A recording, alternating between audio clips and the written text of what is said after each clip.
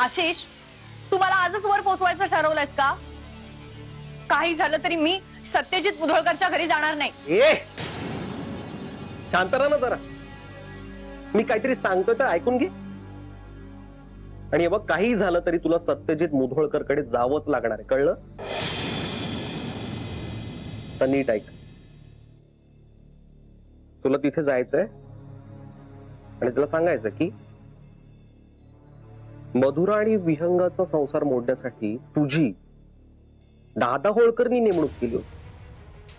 कसंही करून त्याला हे पटवून द्यायचंय तुला.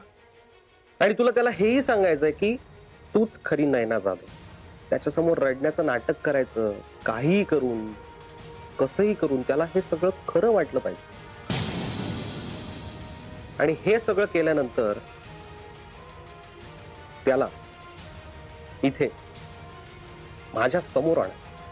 आशिषाने तो जीव घेईल माझा.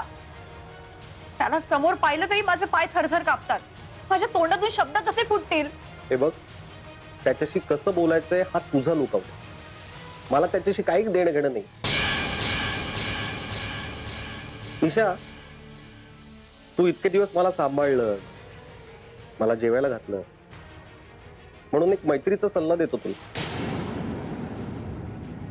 ही सत्यजित मुधोळकर सारखी माणसं असतात ना, ही जाम तत्वनिष्ठ असतात. ते ना बायकांवर हातबीत नाही उचलत. त्यामुळे आपण याच गोष्टीचा फायदा घ्यायचा. हा, आता तो कसा घ्यायचा हे आपलं आपल्यावर असतं, पण घ्यायचं. आशिष, तू हे सगळं खरं बोलतोयस ना? आणि मी जरी खोटं बोलत असलो तरी तुला काही मी ऑप्शन नाही देते. तुला ऐकावं लागणारच आहे. ठीक आहे, जाते मी. Good girl.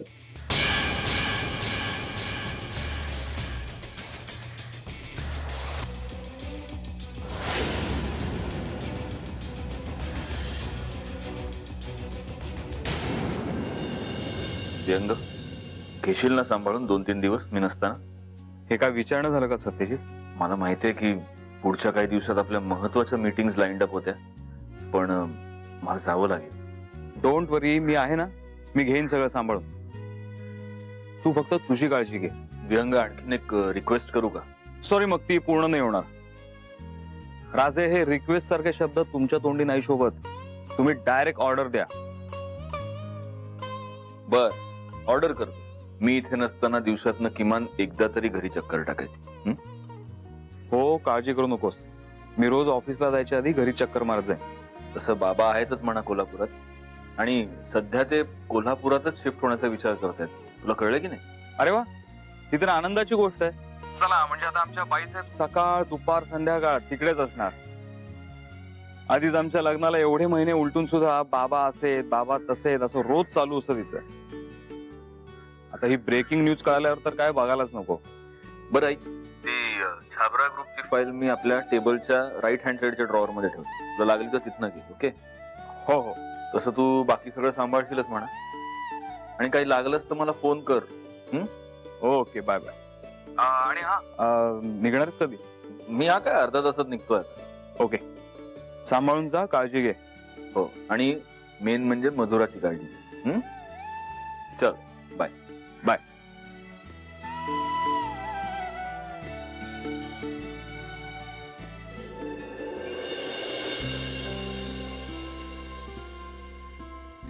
काय तुम्ही का असे उभे आहात?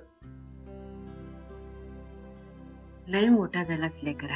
आपल्या माणसासाठी देवापुढे नवस बोलला. अरे आतापर्यंत देवाला नमस्कार कर, हात जोड म्हणून कानी कपाळी ओरडावं लागत होतं तुझ्या. आणि आज आम्हाला कोणाला बी सुचलं नाही ते करून धावलंस तू. आता देवाचा नवस पूर्ण करण्यासाठी अनवाणी चालत बी जाणार आहे. अजय, माझ्या मनाला जे वाटलं ते मी केलं, आणि जे दिलंय ते तुझ्या देवानच दिलंय की. आता मग मला त्याचा मान राखायला नको? आणि समजा नाही गेलो तर तो म्हणल म्हातारीचं सत्य आपला शबूत पाळत नाही, तुझी बदनामी व्हायची म्हणून चाललोय. अगं आणि पुणे काय इथंच तर आहे, असं ये 2-4 तासात पोहोचणार. ते गाडीने. तू चालत जाणार आहेस दादा? मग काय, अरे तेवढीच मजा. बरं ठीक आहे, मी पण येतो, आपण दोघं करू मजा. वेडा आहेस का तू गौरांग? तू काय करणार माझ्या बरोबर येऊन? नाही अरे चल ना, मी पण येतो की. गौरांग, तू जर माझ्या बरोबर आलास तर मग मी नसताना या बायकांना कोण सांभाळणार? हा? अरे मागे मी हैदराबादला गेलो होतो तेव्हा किती जबाबदारीनं सांभाळलं होतंस तू आपलं घर. दादा तू टाळतोयस मला. नाही रे राजा, उलट मला अभिमान वाटतो तुझा. आता तू स्वतःच्या पायावर उभा राहिलाय.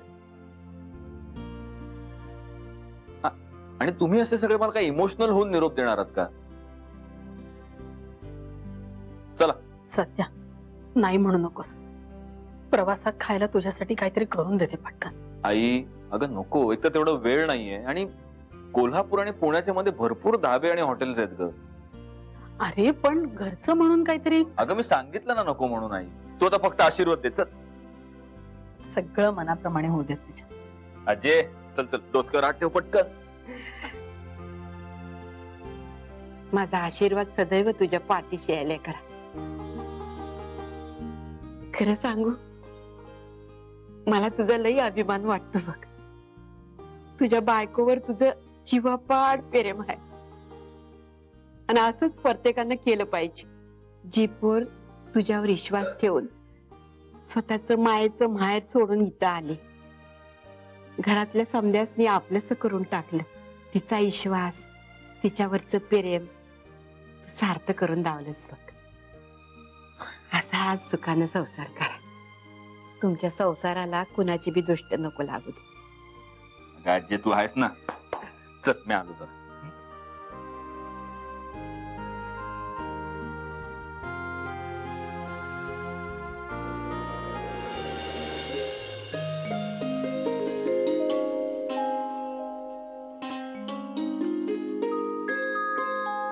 अहो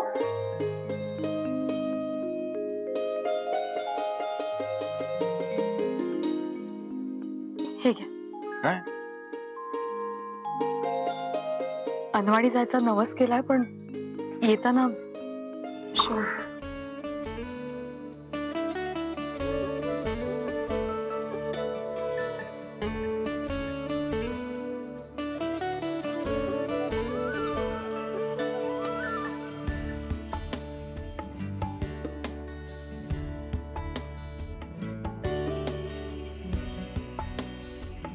काळजी घे.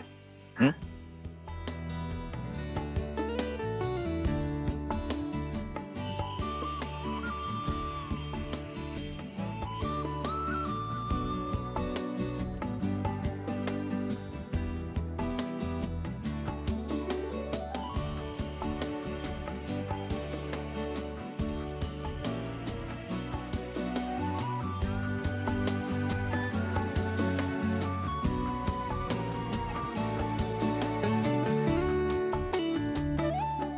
निघू मी आता.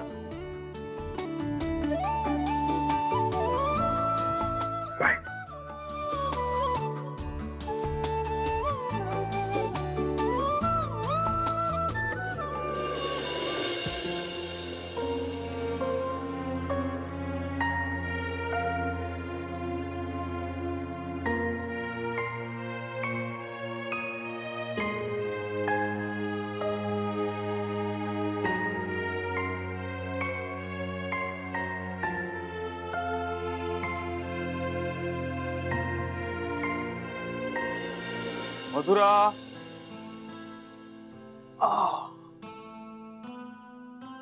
मधुरा,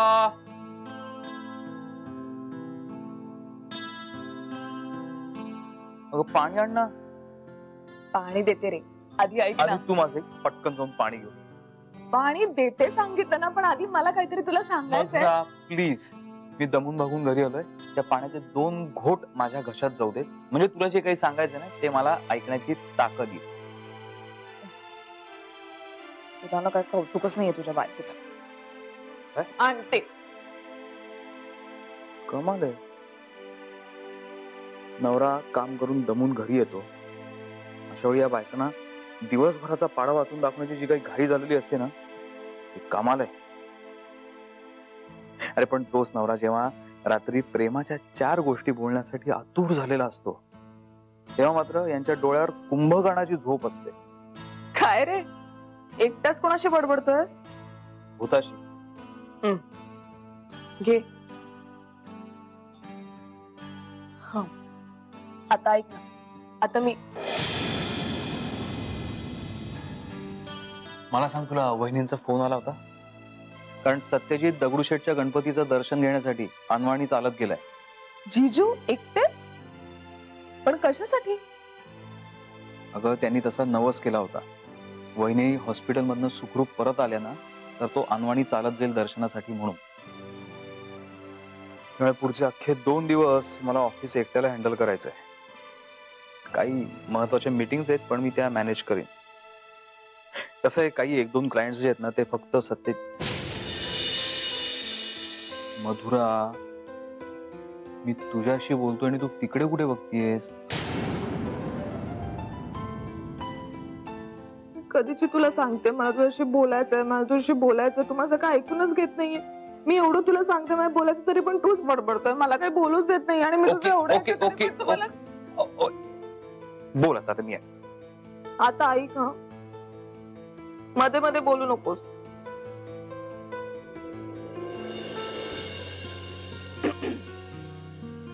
विहंग,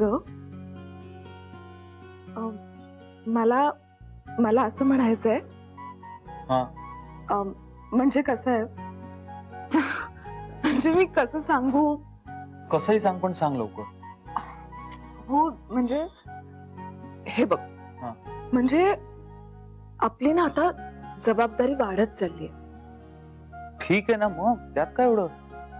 विहंग, तुला कळत कसं नाही रे मला काय म्हणायचंय ते? म्हणजे तू समजून घ्यायचा प्रयत्न कर ना. अरे तुला एवढं पण कळत नाहीये का की एखादी बायको आपल्या नवऱ्याला इतकं प्रेमाने अंजारून गोंजारून लाजत मुरडत काहीतरी सांगायचा प्रयत्न करते, त्याचा काय अर्थ असेल तुला काहीच कळत नाही? मधुरा, माझी काही 10 लग्न झालेत का की तुला काय सांगावं असं वाटतंय जे मला कळेल? मी काय मनकोड आहे का? तू पण ना.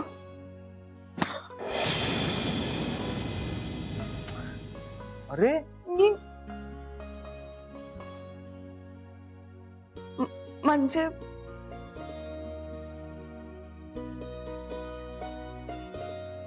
ठीक.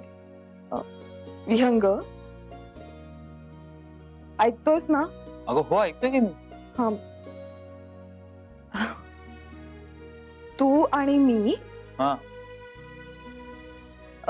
म्हणजे आपण दोघं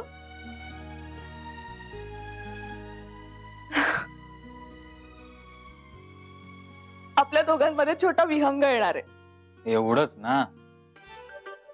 एवढंच सांगायला किती वेळ घ्यावा एखाद्या बाईनी?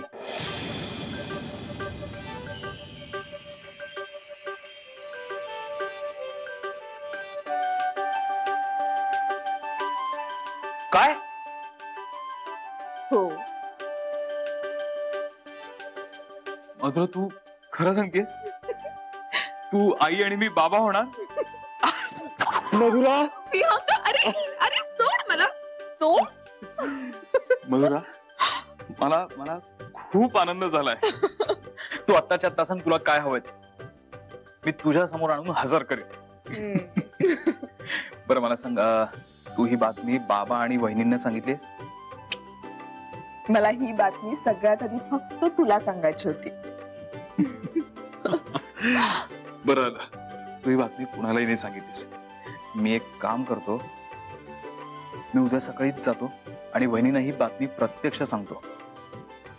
आणि हो, मला छोटा विहंग नकोय, छोटी छोटी मधुरा हवी आहे.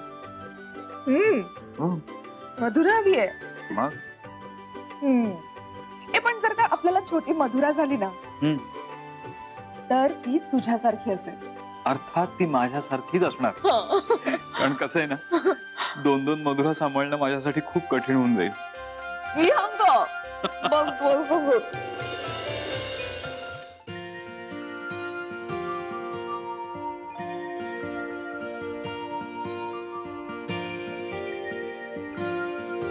काय रे, काय चाललंय? काय नाही, मग डोकावून का बघत होतास? तो मिशीवाला दादा हाय की नाही ते बघतोय.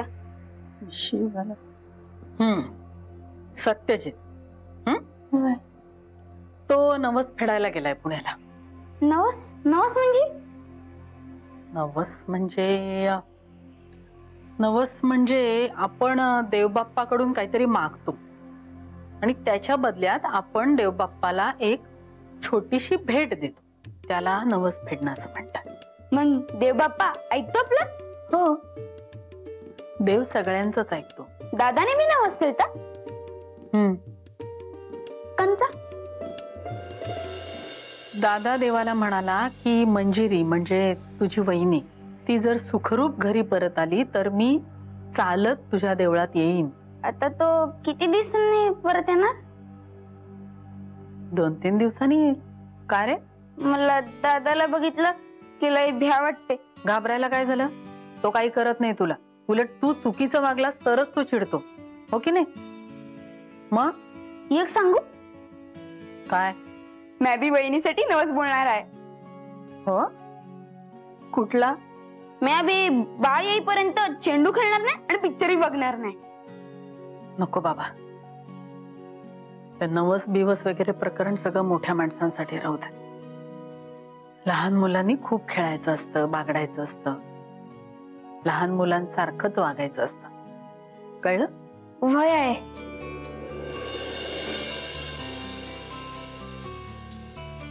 आई,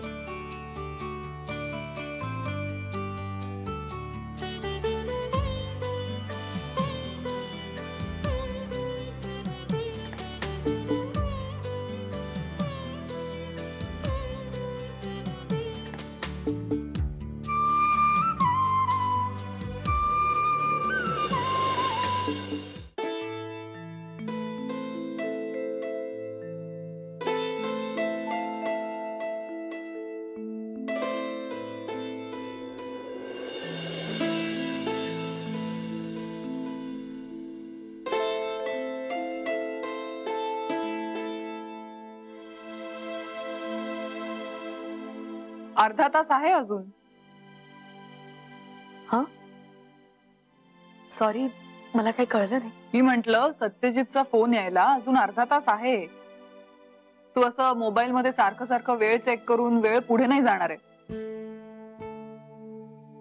इथे तुला त्याची काळजी लागून राहिली, तिथे तो तुझी काळजी करत असणार. पण मी माझं काम चोख पार पाडते. सांगून गेला ना तसं, सतत तुझ्या बरोबर कोणीतरी असायलाच पाहिजे म्हणून. मी आहे ना तुझ्या बरोबर. खरंय. उलट यांच्यानंतर तूच एक आहेस जिला माझी काळजी आहे. प्रिया, बघ ना ग, आतापर्यंत निदान एक तरी फोन करायला पाहिजे होता ना त्यांनी. आणि मलाही सांगितलंय सारखा सारखा फोन करू नकोस म्हणून. मला खूप काळजी लागून राहिली. कुठे पोचले असतील काही कळवत पण नाहीत ग. मला वाटतं एव्हाना कराड पर्यंत पोहोचला असेल तू, आणि तासा तासाने फोन करणार आहे असं म्हणायलाय ना. प्रिया, तुला एक सांगू, यांचं खूप प्रेम आहे ग माझ्या. पण कधी कधी या प्रेमाची सुद्धा खूप भीती वाटते. का कुणाच ठाऊक, पण गेल्या काही दिवसांपासून या प्रेग्नन्सी बद्दल खूप अभद्र विचार येतात माझ्या मनात. मंजिरी, तुला काही त्रास होतोय का? मी मावशीला बोलवून. अगं नाही, आईनं नको बोलवस तू. प्लीज प्रिया, मला तुला एक सांगायचं होतं. बोल ना. पण हे प्लीज आपल्या दोघांमध्येच ठेवशील ना? बरं. या डिलिव्हरी दरम्यान मला जर काही झालं तर तू यांची आणि माझ्या बाळाची काळजी घेशील ना? मंजिरी, असं अभद्र अजिबात बोलायचं नाही. काहीही वाईट होणार नाहीये आणि मला खात्री आहे तुझी डिलिव्हरी व्यवस्थित पार पडेल. हे असं पुन्हा बोललीस ना तर मी बोलणार नाहीये तुझ्याशी, लक्षात ठेव. अगं सॉरी, खरंच सॉरी. मी चुकून बोलले, पुन्हा नाही बोलणार असं. मनात सुद्धा असं काही आणायचं नाही. नाही, मी नाही विचार करणार असं पुन्हा.